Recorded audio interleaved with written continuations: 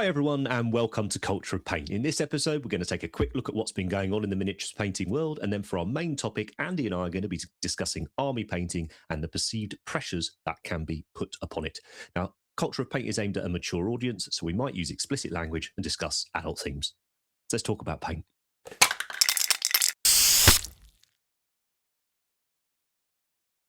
Right, and we are back in. Hi, everyone. I'm Henry, and joining me as usual is Andy. Hello, mate. How you doing? Hello. Good morning. All good? Feeling good? It's a Monday morning for this one. So anybody who's watching this back on release day, that doesn't mean we've changed from Fridays. It just means occasionally we've got to shift things around a bit. And joining us as usual are the Twitch chat who are here, or the producers, effectively, of this show. Because those of you that support us over on Twitch and on Patreon allow Andy and I to do these things. So remember, if you've got Amazon Prime account, things like that, you can do your free Twitch subs. Just need to renew it each month. Or if you just fancy jumping on and getting the content that happens before what you see here on the Culture of Paint YouTube channel and after, it's good fun to jump on as well. And there'll also be some hobby streams, which should be fun. Yeah, explicit content. Yes, try not to. Yeah, let's see if. Yeah, no, don't try and get caught by the censor actually, because that's just more work for us to do on this. Todd's asking, you want to know how the solar are doing? Well, I've got a very big update on that coming in. Maybe the end of February. It'd be the end of February, beginning of March. We'll talk about that.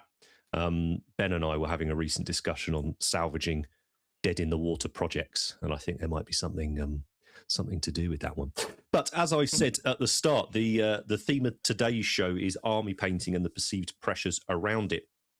Now, it's actually probably going to be at least 2 shows, because we asked the Patreons for their input on all of this, and they went off on one. And essentially what we've ended up with is a list of sort of perceived pressures to do with army painting, and then loads of the guys and girls in there were just giving their experiences and tips for how they got through it. So I think we're going to do another episode soon, which will be more about, tips and tricks, I guess, or ways to work it through. But this one, I know Andy was wanting to talk particularly about these perceived ideals of what you need to be doing for army painting and why perhaps they are in fact a load of bollocks.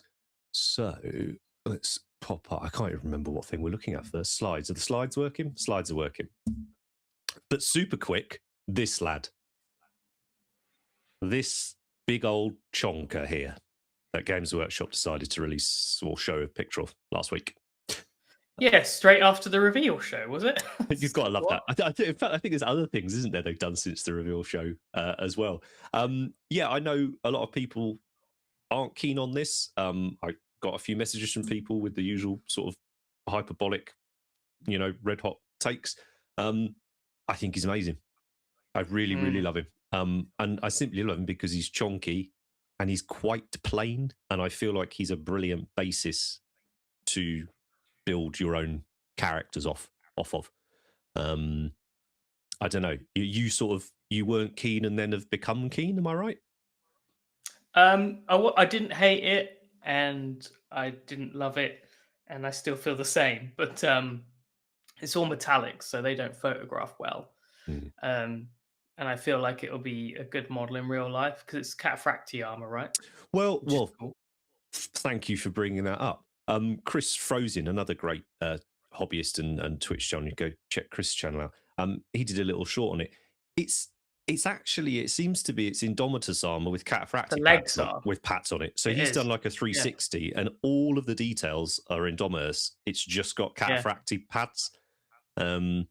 So like even the back at the behind him, it's the the vents and stuff. It's all Indomitus, which I guess is why he looks that bit chonkier. Marlo did that first. Marlo did that ages ago. So yeah, true. I'm sure we'll talk more about him when he comes out, or we see some cool things done with him. But I just wanted to bring it up because I think he's brilliant. Because the thing is, I shave so much stuff off minis when I get them, Marines. I don't have to do barely any of that with this. I'm fairly confident his little tummy belt thing will be a separate piece, so you can just ping that off. All done, easy peasy. And I just think you got a wicked base for making your own.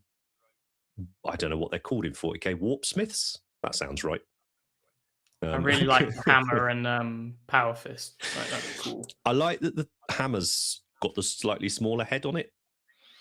Mm. Like, don't get me wrong, like the massive Warhammer weapons is good fun, but like as soon as you put smaller weapons on them, I think it just makes them look quite mean. No, I And reckon it's really cool. I it's like it. nice. But yeah, so yeah, let's know what you think on that. People thinking, yes, paint it up as an Imperial Fist. That's a great shout. Maybe that's the video to do. I'm fairly sure this week's video is going to upset enough people, so I might leave the Imperial Fist. Why? Well, because it's Chaos Space Wolves, and Oh yeah, in yeah, yeah. spite of the fact that it is entirely lore accurate and all the rest of it, the Space Wolves fans are quite passionate. Well, I was having a laugh with someone the other day, and I remember when I did. I think I did Dawn with a beard or something like that, and people were like, "Oh, he doesn't have a beard." I'm like, "What do you mean?"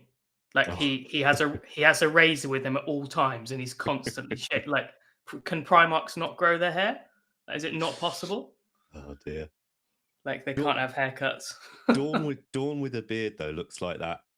Who's that meme of the bloke who's like maximum Chad, like Captain, who's got like the perfectly Yeah. angular? Yeah, that's basically Dawn with a beard, isn't it? I So just yeah. found it such a funny concept. No, he never changes his style over 20,000 years. I think haggard old grey white haired Dawn with a beard. I love it. That's like end of the siege Dawn. I think that's crack it. Mm. Darjoxin, is it safe to say that Space Wolves hardcore fans are the equivalent of bronies? I suspect it is not safe to say that. So we'll just keep it here on the internet. And let people know. The lion grew a beard. Yeah, he ended up looking like Charles Dance, didn't he? Charles Dance. So Marines. I mean, I'm a fan of a beard anyway. So I think Marines look great with beards. It did take him 10,000 years, so that's fair. Yeah, some people can't grow beards very well. Wintermute. It's just even superhuman demigods. Well, that was my question. Can they not grow their beards? Like, is it not possible? But someone said no, it's not possible. Okay.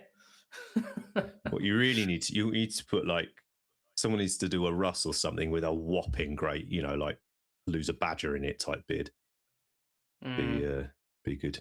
Well, I thought, what do they do when they go on campaign for months on end or whatever? Mm. You know. Although I suppose Imperial Fists are kind of like starch arsey, right? So they probably are doing the old, shave those sideburns type thing. How's the echo, by the way, guys? We all is it improving at all? Is it still? I haven't got one. It's all good for you guys, right? Nice one. So next up in the news, quick update on Minicolor. Somebody asked about it on the last episode. So if you have backed the Kickstarter, then you're getting the updates over on there. There's not been anything like wildly exciting. We're just sort of letting everybody know everything's on track. It's all looking good. But we did take the opportunity to tweak a couple of the colors. We always knew we were going to have this period post-campaign prior to shipping when everything else logistically was being put into place, like boring things like ordering enough bottles and all that sort of stuff. And when we knew that there was a handful of colors that we'd want to tweak anyway, particularly after they'd been sent out to testers as well. So the purples got a good sort of going over. I think one of the greens. I'm trying to remember what was the other one we did. Oh, and one of the two blues. greens. Was it two? Two greens, one blue, and 5 purples got changed. Can't remember the second green. But we did jade and yes. Yeah, and the lizard in the background. They're in the pitch. But the purples, I think, particularly was really Rex. The purples are pretty exciting. That was wicked. So you can see here's a few of them being tested out on Foigan.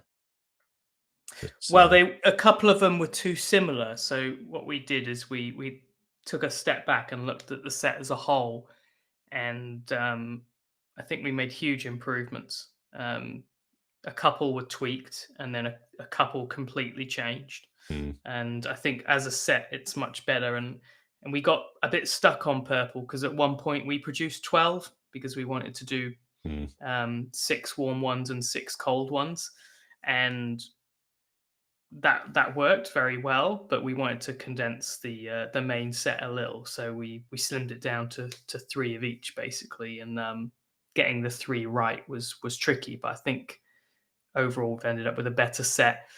We tried some stuff to make them perform better as well. And purple is it's just been the hardest color to to produce, and a lot of paints didn't go through any iterations. They were correct first time, such as blue. We did 3 blues, and they haven't changed since they were first made. They were just spot on. But purple has probably been 20 or more Yeah, prototype. I think more. I've got got a box of a lot of them. Found them the other day when I took them to the class at the weekend. Is there an indigo in the blues purples? Not really. No. But but you could easily, you could easily mix one. But there is a very blue um, purple, Yeah. and you could just add a little white or a little sky blue in there and do that. But that's what we'll do later. We did have like a bigger range, but we condensed it to 6. So basically, we did 6 good purples, and it's not the last purples we'll produce. So Yeah, got some absolutely. more in the works.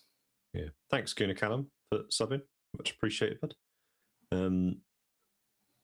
A lot of things is like, pretty sure I just watched Andy's Autark tutorial from 3 years ago when he said the purples are all done. Nothing's all done. Nothing's all ever done. Autark. To Oh, be yeah. fair, there was every chance they were completely done. Yeah, they were. And then they were completely done again. And completely done again. Someone was asking this on the Discord. They were asking about like pigments and prices and stuff. And Discord's quite a fun one where people want to get nerdy. But it's not just a case of can we make good colours. It was trying to make the set. It was trying to not create 200 paints. It was right. How can we do, sort of 60 or so as the core set? Yeah, Andy's signature purple set, a set of 97 paints. it's not that far off. How's the bottle replacement going? It's good. So the bottles will look identical to what you've seen. We're just having it manufactured in the UK. Rather than importing it, so that there's a bit more control over the quality and obviously the ability to get it. I know one of the things that AO, our partners that are doing the paint, or the guys that are producing the paint, one of their big concerns is ensuring that it's not one of these paint ranges that's constantly out of stock and you can never get it anywhere. They're really keen to make sure it's available in all the stores all the time. So well, now they were an off the shelf thing from China, and now we've had them made from scratch. So we had our own mold made from scratch to our specification and made in the UK. So a huge difference. And thanks to all the backers, we basically were able to do that. And when you don't know how much you're going to sell, it's quite hard to invest all that. So yeah, we were just able to know that we had enough people that wanted them and invest that. So yeah, really, really good that pretty much everything's going to be made in the UK now, which is really, really cool. Chris, do they come with agitators in the bottles? No. It's very, very easy to add agitators if you want to, but we chose not to put them in. I don't use any brand that does actually, and I don't feel the need. I don't have a single agitator on any of my paints personally. Do you? For a gig, so popped into Element and they had no P3 Morrow White. Oh. So you bought the starter set to get the white. Good work. Good work, Digoxin. Yeah, so little update on the paint. Everything's looking good. Everything's looking great. I must say the session we had to tweak these was really, really encouraging. The factory is ever evolving. They're a phenomenal company. They've been around for like 100 years or whatever. But it's a lot of confidence for adding future paints now as well. So we're going to be back up there in a couple of weeks working on some more. Do the bottles have the same footprint? Yes, they have the same footprint as the others, which is ever so slightly fatter than the, like your Vallejo or your AK ones. So they won't go, I think they're 2 mil fatter than those. So they won't go in, if you've got a very tight paint holder, they won't go in the same ones. Let's have a look. Is that all good? Yes, all fine. Right, cool. So there was our update on paints. And then lastly, a quick shout out to Crimson Brush, which is a wonderful painting contest that happens over in Australia. We were hoping to have Dave Colwell on this week to talk about it. We think we're going to get him on next week. Basically, it's just trying to work scheduling out. with all of it. But there was amazing work. Go and try and find it if you can online. They do have a Facebook page. Do they have an Instagram account? I can't remember. They have an Instagram account, and they're good at posting comedy reels, but not good at posting results. So. But they do have the Facebook page, and go and follow Dave Colwell, who's very heavily involved. So he's always good at taking pictures and that sort of thing. I think they were close to the Dark Star bottles. Yes, they were close to the Dark Star bottles. So if you want to test one out, you can see the sort of sizing with that. But speaking of Dave, big congrats, because Dave took out Best of Show at Crimson Rush with this quite remarkable follow-up piece, really, wasn't it? Yeah, of sorts. Yeah, so Dave did a bust of this character a few years ago, a year ago, 2020. It's all right. I won't hear anything now for the rest of the. I was trying to read the Twitch chat. Oh, bloody hell! Yeah, Discord were mentioning, not to derail it too much, but this design, this high elf design, I think a lot of people were saying is their favourite take on a high elf from all the different universes and and artists and companies and stuff. They're like, GW's high elf is pretty much perfect for that. Sculpted by Alejandro Munoz, who did our entire Kickstarter. Mm-hmm.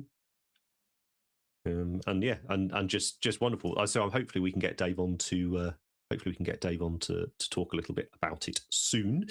If not, you'll be able to catch him over on Get Good GG talking about the event as well.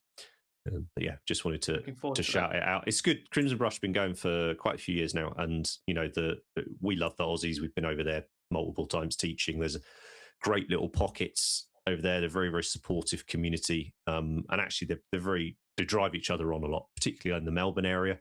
There's a lot of good stuff. So if you are over in Oz, and I know like friends that are gamers, you've got to be pretty committed to the hobby over there, right? If you want to get out and get to events. So those of you that are more painters than gamers, there are painting things for you guys as well. So if you're over in Oz, do give those guys a follow and keep an idea of what's going on. Lots of really cool interpretations of plate mail in mini painting. Yeah. I think one of the nice things as well is with fantasy stuff is realism's all well and good, but don't let it get in the way of a cool mini, right? So if it looks good, make it. But this is lovely. And great sculptor. It's pretty realistic. Great sculptor, great painter. I was thinking back. There's the Cathay armor is supposedly the wrong way up, but it looks cool, So, but I get it. I get that could annoy people in historical stuff. But Dave's Chicken Lady is probably my favourite large scale. He's got such an eye for classic Warhammer. He does have a lovely eye for Warhammer. I think this is better, actually. This is better. You prefer? Well, let's get like I said, when we get Dave on, we'll talk more about his stuff. But we just wanted to give him a congratulations while it's still super relevant. Say it was only last week, or 2 weekends ago that we got it all in. So, main topic of today is army painting and the perceived pressures that are placed, or caveats that are put upon it. And it's something we've touched on briefly in previous episodes over the years. But with Andy over on Patreon at the moment, sort of particularly enjoying whether it's painting a normal army man really nicely, or whether it's looking at painting for gaming and fitting it in around spending 6 months on a Golden Demon piece. It's sort of very much in your mind at the moment, isn't it? So you sort of wanted to have a little natter around it. And as I mentioned, can't remember whether it was recording or before we started recording.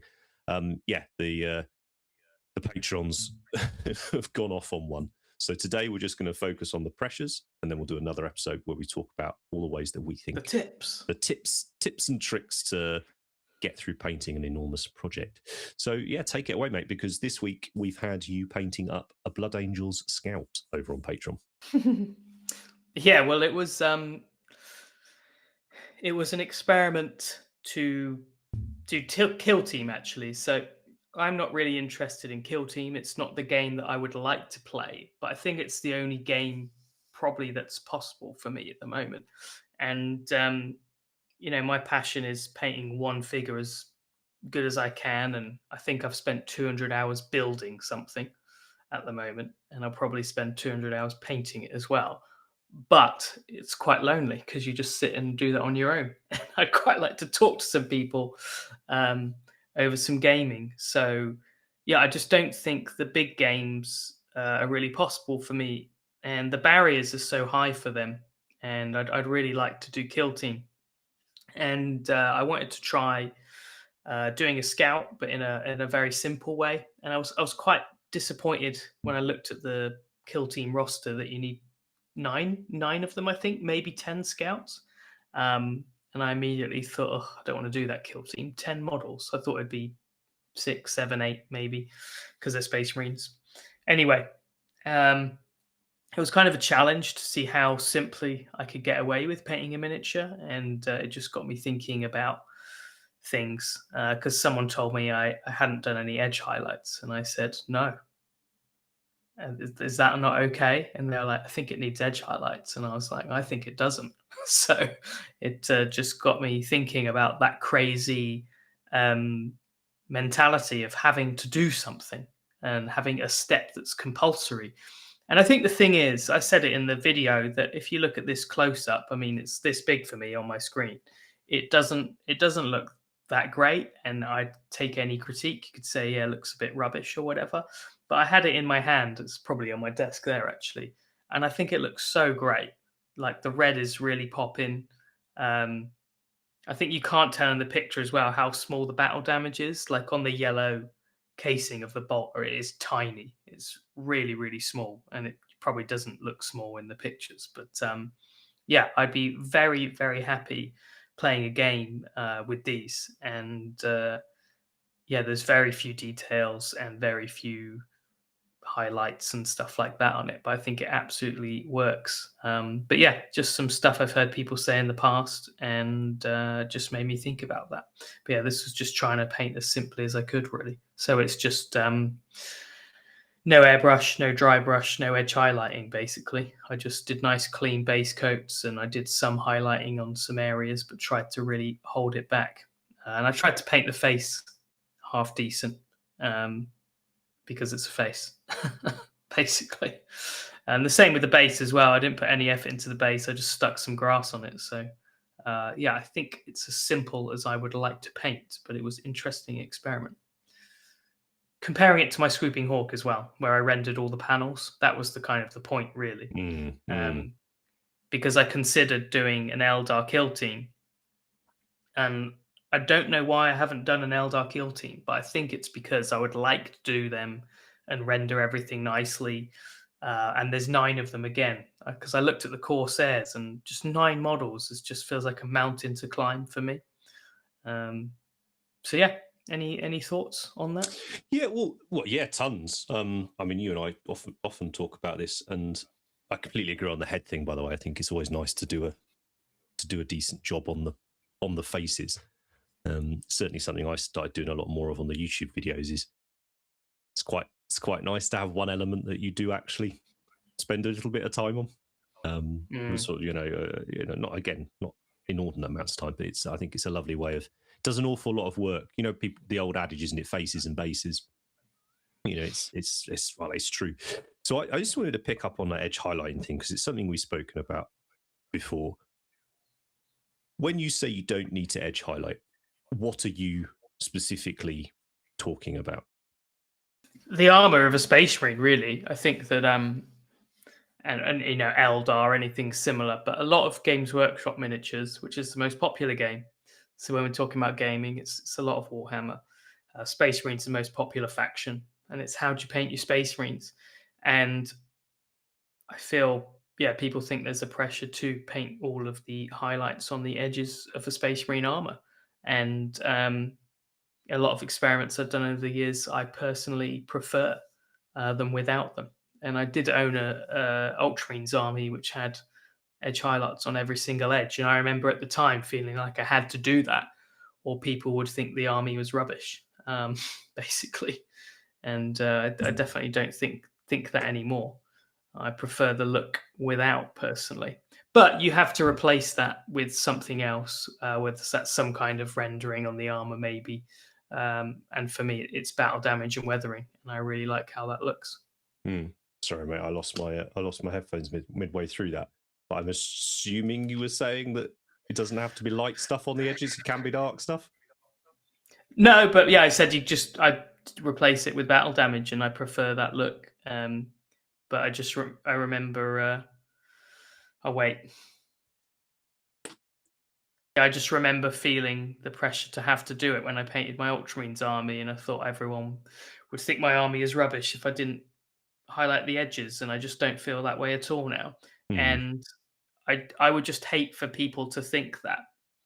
And it's off-putting for me because I couldn't be bothered. It's such a boring step that for me doesn't add enough. For Yes, me, it's just to that me. thing: time versus sort of reward, right? Effort versus reward. If you want to do it, by the way, as a caveat, then absolutely go for it. I'm saying this perspective because I hope that people, I want to alleviate that stress from people, and people might dread doing it and think they have to do it, and you don't. So if you're really good at doing crispy highlights, it looks fantastic and you enjoy the process, but you might not and feel that you have to, and that's what the discussion's about. Not bashing on any style. It's to alleviate the certain pressures people think they might have. Yeah, absolutely. And I mean, I imagine if anyone's watching this, it's because they're into their painting. But everything we talk about on here is from the point of view of people that painting is the first part of the hobby before anything else, Mm. kind of thing. I think as well, it's the speed painting. So you touch on it in the video, and a lot of the patrons talked about it in many of their comments. And it's again, it's that bang for your buck kind of element. Is there's almost this thing is you can either do crispy edge highlighting, loads of work, everything is done, or it has to be slap chop. It has to be dry brush, contrast, done. Mm. And those are your two options. And we've I spoken agree. sort of many times on the YouTube videos and on here and on the Patreon videos that we are not fast painters. We're not speed painters. We're slow painters. And sometimes that's ability, sometimes that's focus, and sometimes it's also just the enjoyment element of it. And you're talking about that sort of effort versus reward. You know, the 20 to 30 minutes or whatever it might take to edge highlight a marine. Is it worth it? And at the other end of the scale is I could, well, like the raptor that I painted for Warcom, that was painted very, very quickly. But I wish I hadn't spent any time on it because I didn't like the end result. So the whole thing was a waste of time. So that's not quick painting at all, is it? That's literally a waste of time. So if you're going to paint efficiently and speedily, you know, there's lots of ways of doing it. But I think ultimately is if you rush any stage, you're probably not going to be happy with the result, because you know, you said it at the start of this video on Patreon, and heard you mentioned before that the value in just a neat and tidy base coat with nothing over the top, you know, Exactly. The literally. yellow and the red are a good example of that. So yeah, I think going off your point, I think my strategy for speed is reduce the steps, not rush lots of steps, which is why I think a lot of the speed painting is, oh, I want base coat, shadows, highlights, but I need to do them in a rushed way, whereas I just, rein them back. And with this, I tried to base coat and put one bit of shading on them, so the yellow and the red is that way. But the yellow bolter casing is pretty much a base coat, and then there's a tiny bit of shading I did at the top of the bolter, but you really don't need it.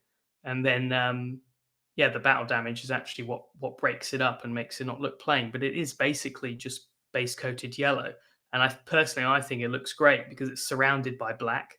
I also did that black stripe to break it up, the red wing to break it up. And yeah, the red, I really tried to restrict myself because, the Sweeping Hawk, I did many levels of layering and highlighting, and I thought I've got to try doing it differently. So yeah, the red was get a clean base coat, like you said, and then I did some shading, which you can't see in the main photo because it's on the shadows. But yeah, I thought it was really interesting. And yeah, I really like the segments of color, and that does a lot, right? Just having that's why I chose a Scout as well, because it had the khaki parts to break up the red, and I thought I'd really love to try doing the yellow bolt gun casing. Yeah, and you got the green on the base, got all the basic colors, right? So. Yeah, absolutely. Shrimpy saying in the chat they struggle with not fiddling around with the kits, so they don't even get to the painting part because they spent the last 2 years trying to add details and Same. make it their own and convert them, all the rest of it. Yeah, I got a story about that. Oh, well, go on. Story time. Well, it's for you because you said, "What's this? You want to do some Emperor's Children?" Oh yeah, okay. So end Andy's last Patreon video, give you a glimpse behind the curtain of what day-to-day life is like.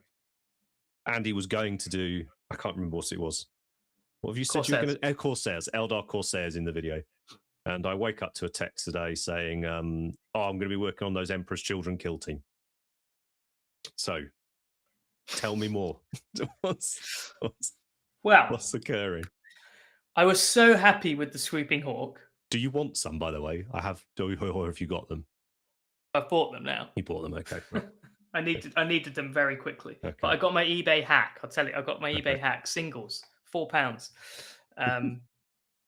But yeah, I wanted to do the Corsairs. I was so happy with how the Swooping Hawk came out. And I thought, yeah, brilliant. And then I looked at them and I was like, yeah, the set's pretty cool, but I need to change the helmet. I need to convert this, convert that. And then there's 9 models. And I just felt that, again, it's just a mountain to climb for me, that I'm not gonna do it. And I just thought, and actually, because I was testing those new purples, I was like, man, I would need to do an Emperor's Children with these. And I was going to do one. I thought that'd be a great bit of content. Just do one. And I thought, why am I doing a kill team? And you know, it's 6 miniatures, and I know all the Space Marine teams are 6 miniatures, but I just didn't want to do a loyalist normal Space Marine one. I was happy to do the Scouts, but it's 10 models, and I just didn't want to do a Space Marine one, mostly because every person I'm going to play against, that's what they've got. So I wanted something different. And then I remembered, you know, there's the whole Sonesh range, and I looked at the Legionnaires, and you know, you need someone with a heavy weapon, and I thought, get one Noise Marine. And then you need somebody with a massive sword, and you could get the what are they called, the set the of blades, the summing blades, perfect flawless yeah, with blades. The flawless blades with the cone heads. I thought, get one of them, and I always wanted to paint that. The character, I can't remember what it's called. Not Lucius, but the captain. Oh, right, yeah. I thought that would be the Chosen. Anyway, so I did it. So I bought the lot. So got to do 6. So you're running it as the Angels of Death kill team, or whatever it's called. But you're painting it as Slanesh. No, it's the Chaos one. Oh, it's the Chaos one. Cool. Yeah. I wouldn't do Angels of Death. But yeah, it's the Chaos one. And I checked all the things, making it all WYSIWYG, and I thought that's fantastic. And yeah, I'm really looking forward to getting my teeth into that. But it'll just be much, much faster than doing Corsairs, because yeah, with the core. And the thing is, if I start playing Kill Team and I enjoy it, I would do the Corsairs slowly. But because I like Eldar so much, I kind of want to do them nicely. And I think that's another thing, that if you have such a passion for an army, you're probably not willing to drop your standards, which is what I've been talking about the last 10 minutes, dropping your standards. So the slide on screen is quite good, because you've done an Eldar army where you did have to figure out what was your bare minimum, what were you willing to sacrifice, what were you willing to do to get them on the table and play with them, right? But the nice thing, I guess, with the kill teams is you can afford to be a little bit more discerning. Or discerning is the wrong word. You have the time, right, to do a little bit more. It doesn't have to be loads more, you know. But you know, I think it'd be very interesting to see. They're lovely models to paint, by the way, the Emperor's Children, because they're big. They're like Primaris size. Well, that's another thing, is that I quite fancied the chaos in general, but they're a little bit older, those models, and they're a little bit smaller. Mm. Whereas these brand new Slanesh models, we got the purple prototypes from Mini Color. I just feel like it's the right time and the right Yeah, thing, great. the right thing. So yeah, I bought all the models I needed. I got a really good price, and yeah, I'm going to give that a bash. I'm playing Kill Team this weekend, so I'm going to get them all built for that basically, and yeah, get them painted for a Stoneglobe video. saying, "You're not sure the Corsairs are still a kill team. They do cycle various ones out, but like I think unless you're going to events, that's not something either of us tend to worry about. We each have our little gaming groups, and everyone's pretty chill. Like you play what you want. Yeah, I mean that's ridiculous So, if they you cycle them know, out. Ridiculous. but they've cycled a few out. I'm trying. I think the commandos are gone. The Orc commandos are gone. I think the Death Ball. But anyway, that's a gaming thing and is irrelevant. Not really what we're worrying about. I'm looking forward to seeing that. And I mean, I'm a fan of the Kill Team stuff, and I like painting it for the videos. So I wasn't going to do the Raptors one. It's a bit of a weird. Like I don't know. I don't. Do I go off? Yeah, sod it. I'll go off on one. Tired. You just triggered me by the last thing you I said. So just you go for it. when Kill Team, and this is speaking about models, nothing to do with the game, models and stuff. When Kill Team's at its best, it is the most exciting thing about 40k for me. They take the opportunity to create a sort of 5 or 10 man unit of something where every model is basically a character. It's telling loads of story, and they're able to indulge a little bit past the point of having to create a tactical squad, Space Marine tactical squad, or an Eldar Guardian squad. And then sometimes I feel like they really fucking phone it in. And like the Eldar Aspect Warrior one was a bit like that. When that came Don't, out, because like, that's here why you everyone go. says, "Why don't you play that?" It's like, oh, do you want to play Kill Team? Yeah, I'll just have 2 completely different looking Aspect Warriors and stick them together, and there's your Kill Team. Thank you. Versus this super cool, Kazakin Kill Team where everyone's a specialist versus this that and the other. Anyway, just aggravates me a little bit. But this Raptors kit, and I'm pretty sure we can talk, but we're talking about it anyway. So it's clearly been designed as an update for the Raptors kit, which is cool. I like that. Nice way to introduce kits, not along with codexes and stuff. I'm a big fan of that.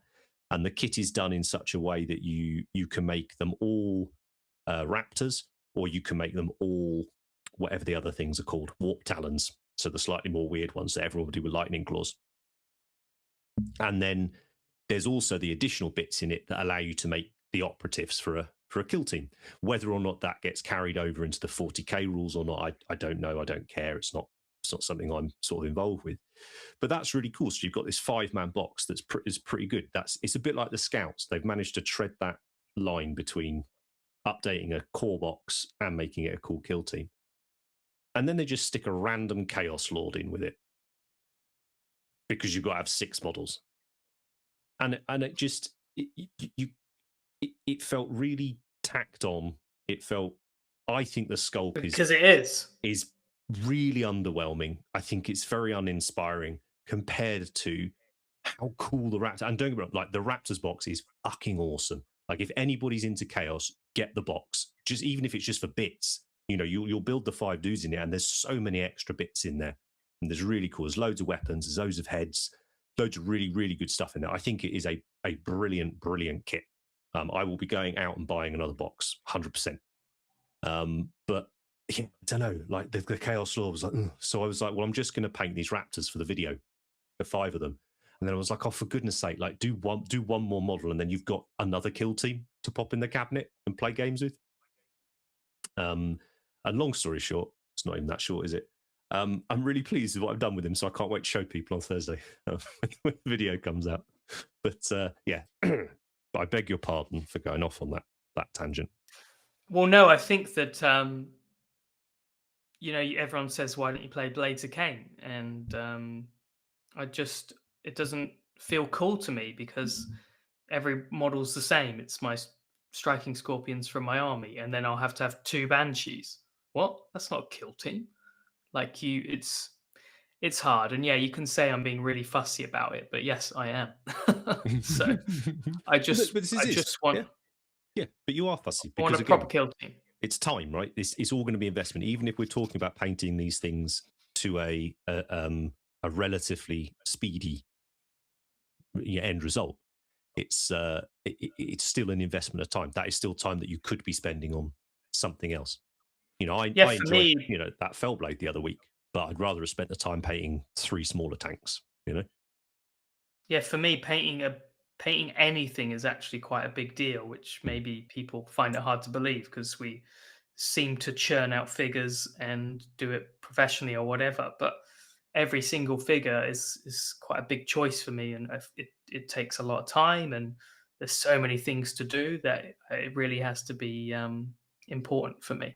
Um, so yeah, the kill team thing always yeah, wanted to get that choice right.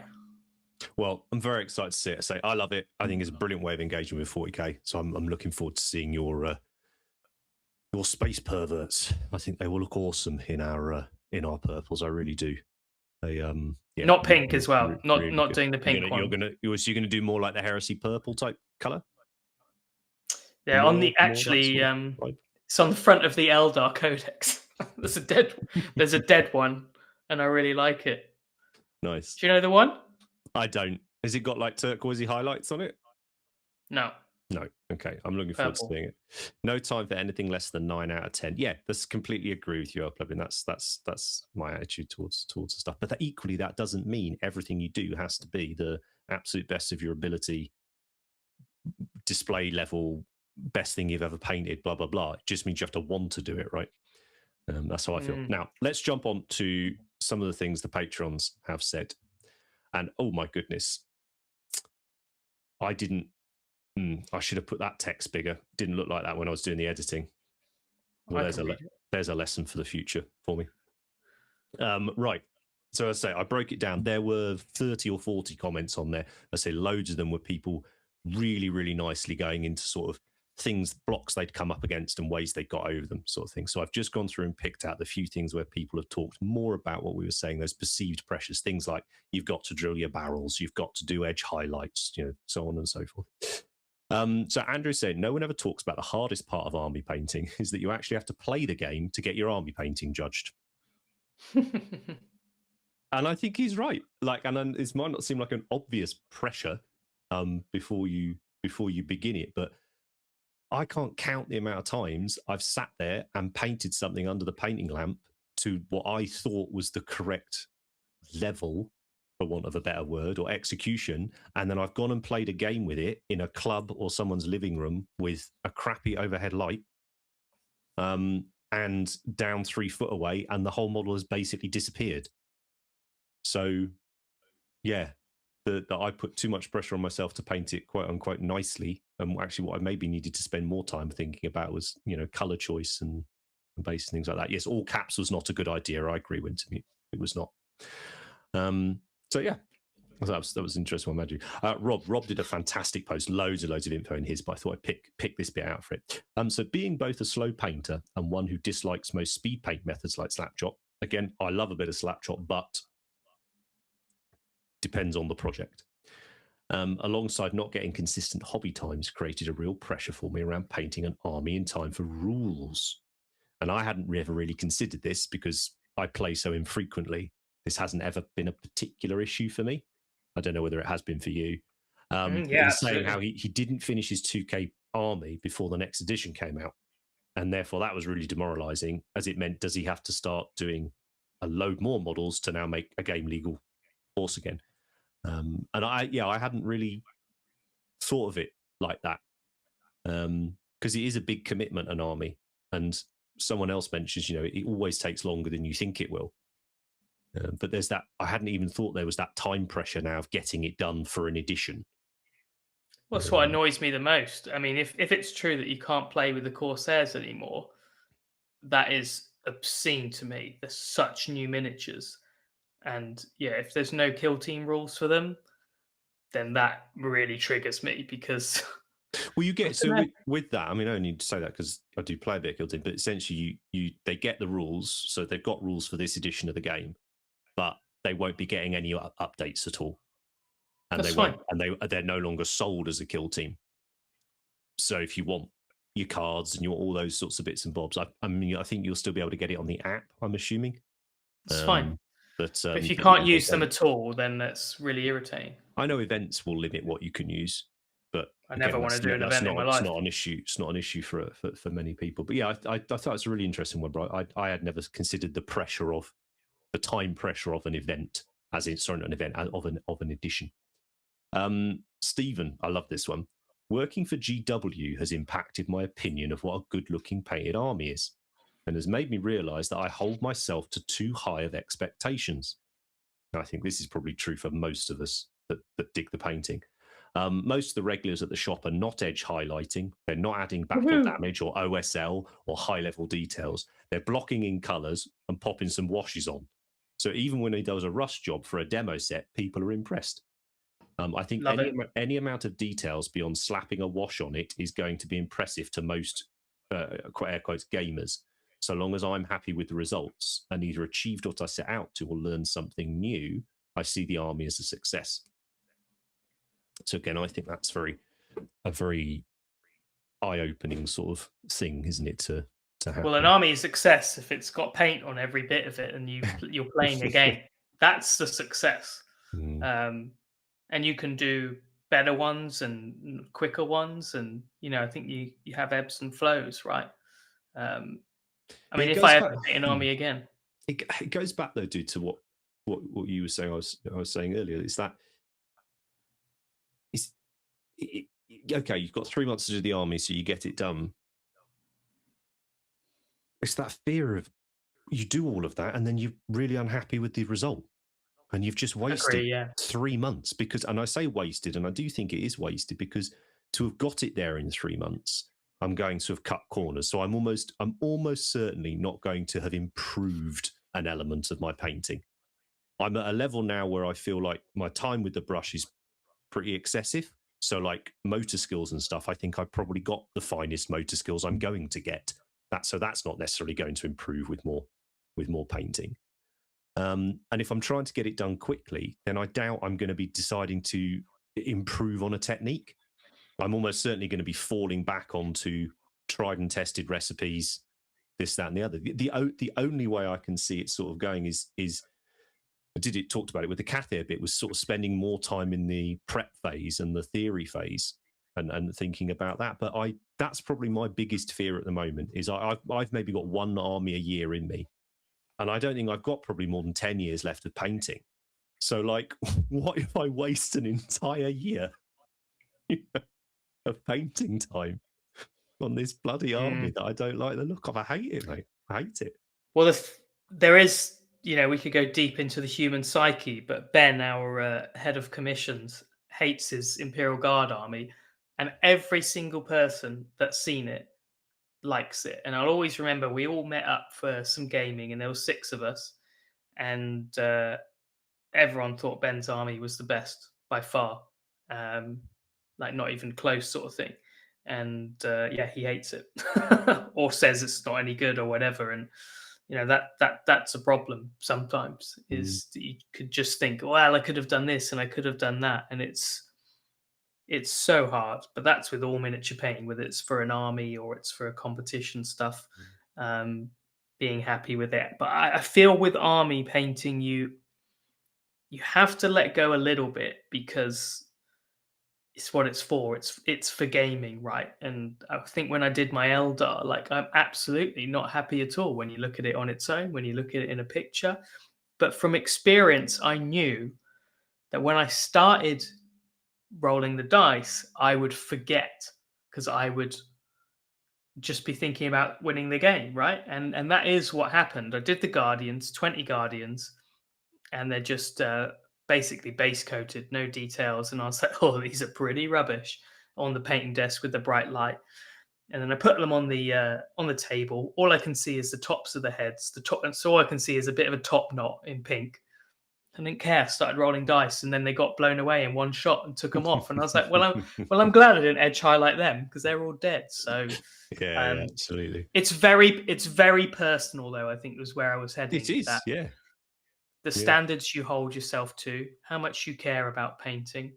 I imagine the people listening to this probably like us, and that they're painters first, gamers second on the Mm. whole, and that they want their armies to be, really beautiful looking. So yeah, it's super personal, and I think it's very, very hard to find the balance. Well, you mentioned in the video like this desire to play Old World, and I know Old World is terrifying, right? Like the amount of models. And I've been sat pondering projects. I said to you the other day, I don't know if I've got an army in me this year. I think I might just do war bands or things like that. But I'm also starting to realize that if I want, there's armies I want that are nothing to do with gaming. It's that I want essentially a showcase army to have in the cabinet. Absolutely.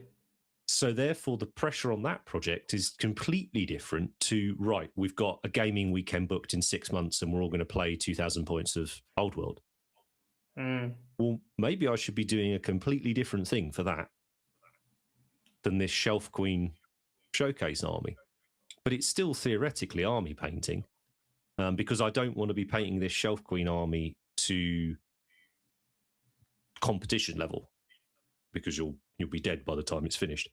But that's that sliding scale, isn't it, of sort of things. And again, that pressure of if I rushed that army for that date, it would be crap. Or if I did a different project, or if I did a different caveats on the project, you move that bar of what is or what is successful, I suppose is the word, like you said. Because I've had, again, going back to that thing of I've painted stuff under the lamps that I've been really happy with, and it's just looked crap on the table. What a waste of time. What absolute waste of time, because it doesn't look good enough to stand in and of itself in a picture because it was painted for gaming with, but it doesn't work well on the table because it was painted underneath this lamp, not thinking about the table enough. It's I'm sure this is tons of overthinking as well. But I think that's what everybody does. Mm. I think the thing that people do is probably overthink a lot of this stuff, and holding their standards too high, all these cliches.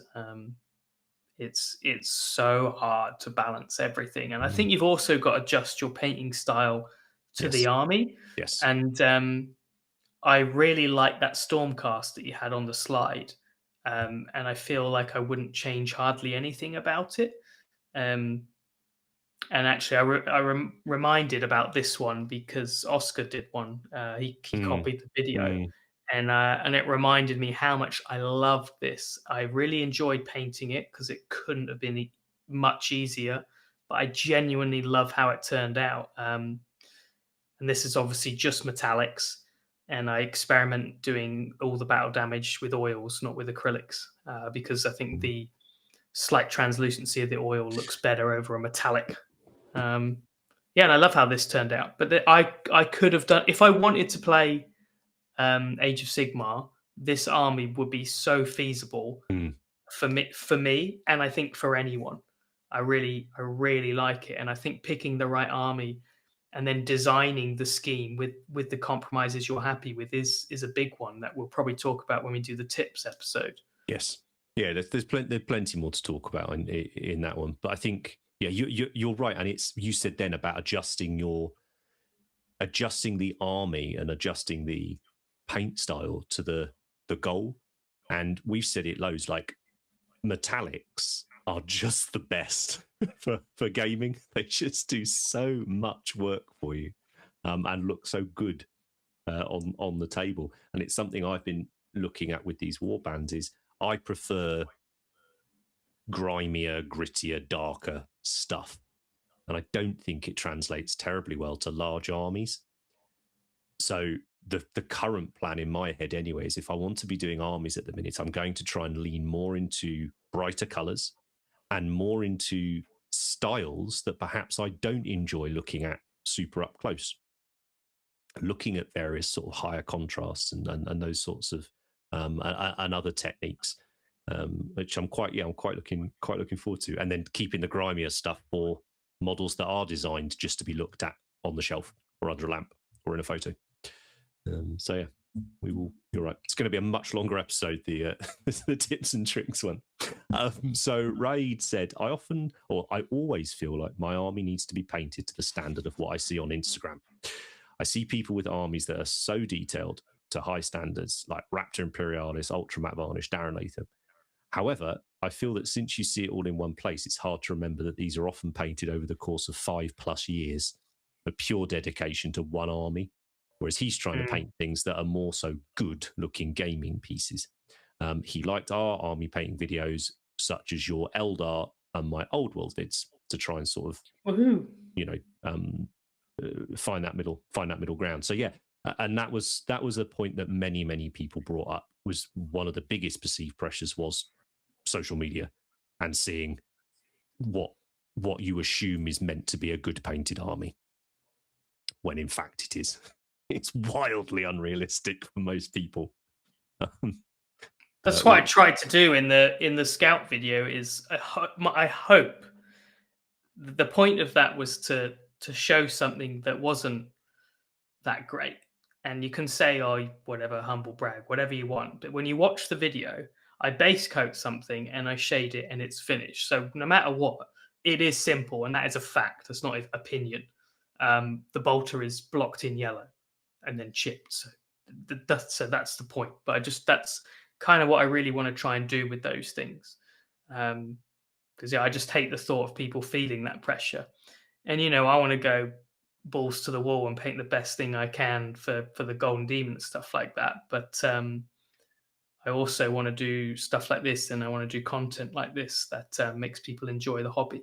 Because it's horrible wanting to do something and then feeling a bit low and like, oh, I can't be bothered to do it. Because I felt demotivated when I was reading the Kill Team stuff. I was like, the scouts are such nice models. And then I was so demotivated as soon as I read you needed 9 or 10. I was like, oh, why? So many. I want 5. I don't know. It just really got me. But then, the 6 with the chaos, it's like, okay, that's good. That's good. But yeah, I think that looking at Instagram and the pressures of them in that little square looking all perfect is really tough. Isn't it? It's proper tough. The more and more we're talking about this, it's nice to talk this stuff through. I think it often is just sits in your head. But to jump back half an hour or so when we were talking about the speed painting, I think that's one of my biggest challenges is that, and you talk about it at the top of the Patreon video, is I see commission painters or prolific gamers with good looking armies who do, I say churn these armies out. I don't mean that negatively, but who put armies out at a pretty consistent rate. We have a commission studio, Cult Painters. We've got umpteen guys who are wonderful army painters. Someone said earlier in the chat, like that's the easiest way to get armies painted. It is. Phil has just done. We're doing a load of old world armies for Tabletop Tactics at the moment for their old world content, and Phil's just finished a load of chaos stuff, and it looks amazing. And I was like, "Oh, Ben, can I book Phil in, please, to do me an army sort of thing?" And then I realised I can't afford it. But it's the problem I have is subscribe to our Patreon. Well, I so often see these armies that people do get done relatively quickly, and I just don't like them. I don't like how they look. And I feel it really gets my back up. I'm like, well, I don't want my army to look like that. I'm refusing to accept that if I want an army done in X amount of time, that's what I have to do. There has to be other ways. And I think, like many things now, is if something is quite impactful and relatively simple and pretty easy to replicate en masse, it gains a lot of traction online. People will start doing it. People will start emulating it. And you'll just see it everywhere. And you start to assume that is how you must do it. It's, airbrushing is a good example, right? Airbrushing means super high value contrast, really in your face, looks like it's been graffitied kind of thing. And it doesn't. Airbrushing can also mean a tan colored tank. Or Ben's army. Exactly, Ben's Krieg. It's and it's one of the reasons I bring up Phil, because Phil and Ben, but they paint together anyway, so they have a very cohesive style between the two of them, and I think they're really starting to show me like, oh, okay, yes, this, I like how this looks, but I also know that they're doing it in a way that is efficient enough that they're able to earn a living doing it. So whereas, okay, Phil's going to do this army in 6 weeks, well, that's his full-time job. Okay, well, if I'm doing it in not my full-time job, I could have an army that looks like that in perhaps 6 months or a year. And I can go, okay, well, yeah, I do like the look of that. Is it worth that much investment? And that's been. I'm trying not to go into the tips bit, but I think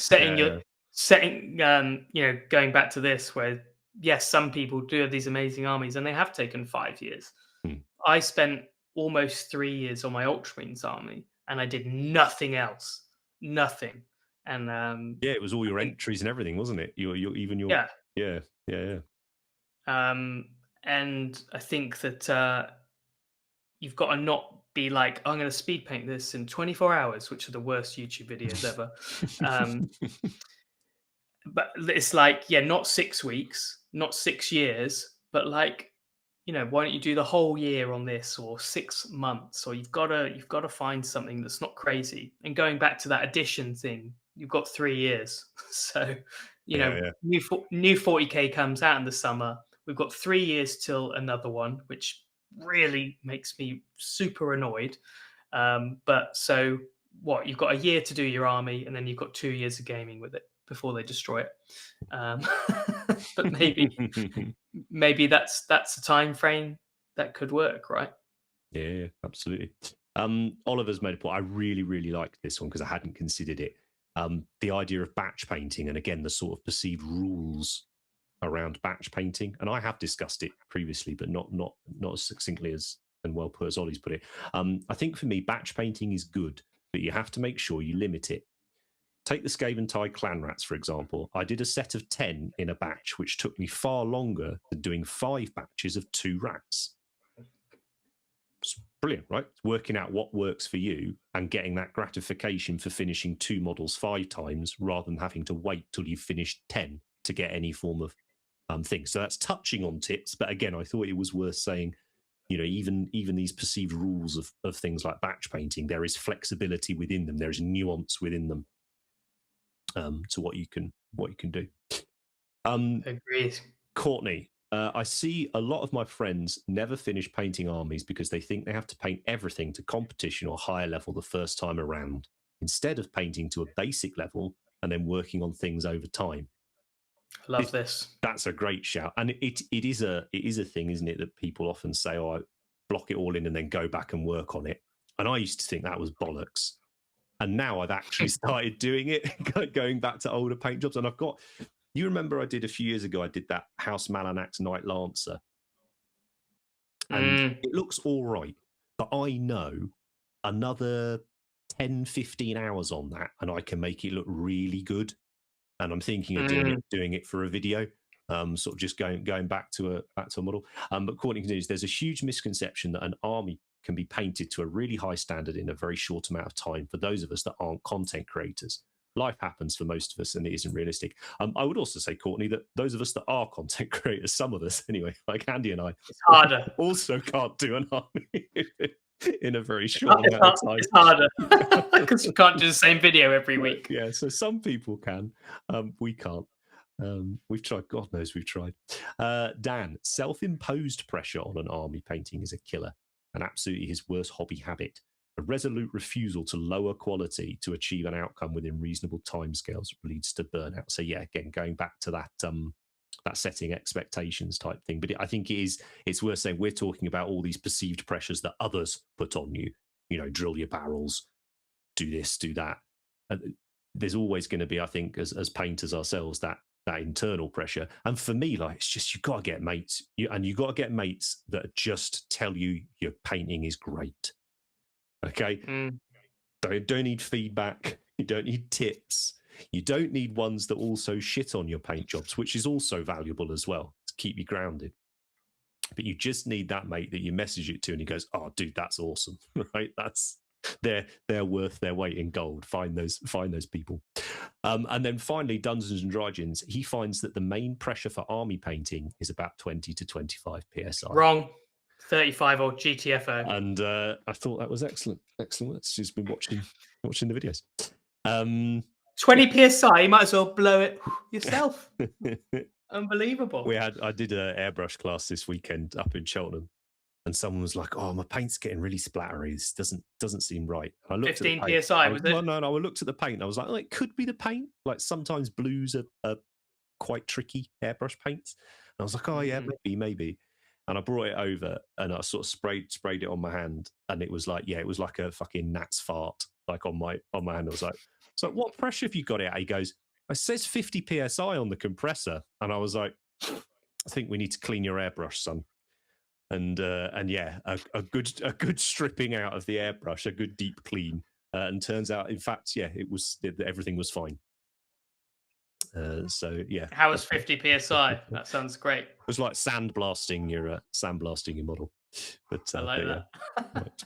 But yeah, so hopefully, guys, that's given you a little bit of an insight into perceived pressures and things like that. As I say, I would really love us to discuss this further with at least one more episode. Sorry, you can probably hear my dog going berserk in the background as well. It's the postman. So yeah, was there anything else you wanted to touch on, mate, with regards to that, or was that's a good opening chapter, end.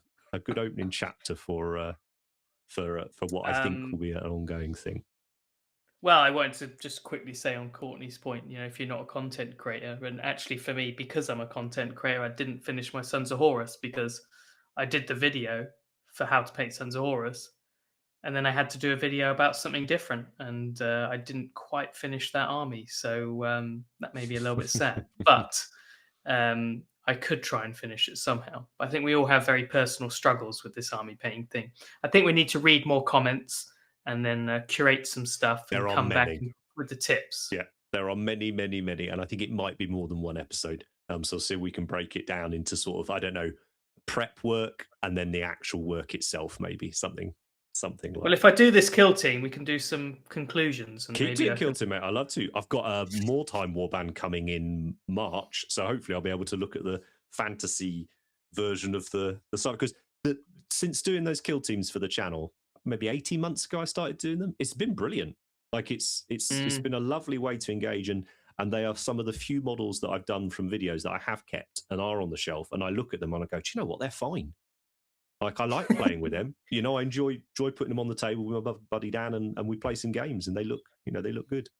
So yeah, long live that. So yeah, this week on YouTube we've got Kill Team. So I've got a Skyraz Dark Walls Kill Team coming up. Do you know what your next week's Patreon is? Yet? No? Jade Wizard. Very exciting. From Dark Water. I am looking forward. Yeah, I'm very much looking forward to that. And then we've got a few more in the pipeline, but I'll talk about those on the next video. So as ever, Twitch chat, you're awesome. Thank you ever so much for joining us, guys. If you ever want to come and watch these live, as well as some other extra bits and bobs, consider jumping over onto Twitch and giving us a sub. And if you're watching this back on the YouTube channel and you're still here, hit the thumbs up, hit share, hit comments, all the rest of it. It makes a big difference to us, because as you know, we're absolutely dreadful at promoting anything that we do. So if you've got anything you'd like us to talk about on future episodes, whether it's paint jobs, all the rest of it, you can jump in the Discord. There's a suggestions channel there as well, or you can reach us in all the usual places. Thanks ever so much for all your support. Take care. We'll see you next time.